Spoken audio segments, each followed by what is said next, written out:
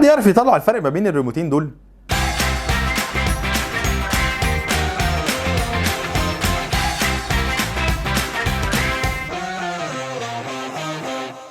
مساء الفل. لما حد يسألك عن شركة جوجل، أول حاجة تيجي في بالك هي السيرش بار اللي موجود في الويب سايت بتاعهم. تحس إن هي شركة فاضية ما فيهاش غير السيرش بار ده، لكن لما تعرف إن جوجل بتوبريت حوالين العالم كله وشغال فيها عدد موظفين مهول، وتبص على شكل الداتا سنتر بتاعتهم، هتلاقي إن الموضوع كومبلكس أكتر بكتير فوق ما أنت تتخيل. وهو ده بالظبط اللي احنا هنتكلم عنه.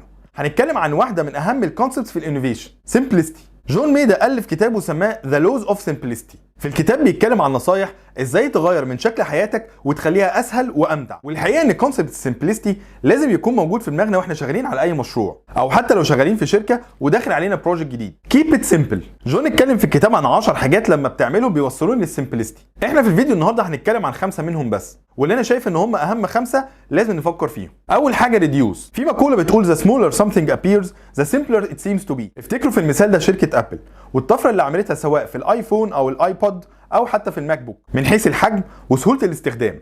تاني حاجه اورجنايز. كل ما الحاجه اللي انت بتقدمها هيبقى شكلها منظم ومرتب، كل ما هتبان ان هي سيمبلر اكتر. تالت حاجه الوقت. تخيل حجم الوقت اللي بيضيع منك في الطوابير او في الطريق بتاعك وانت رايح شغلك مثلا. كل ما تقدر تكتشف طرق توفر بيها وقتك، كل ده ما هيخلي حياتك مور سيمبل. بعد كده المعرفه.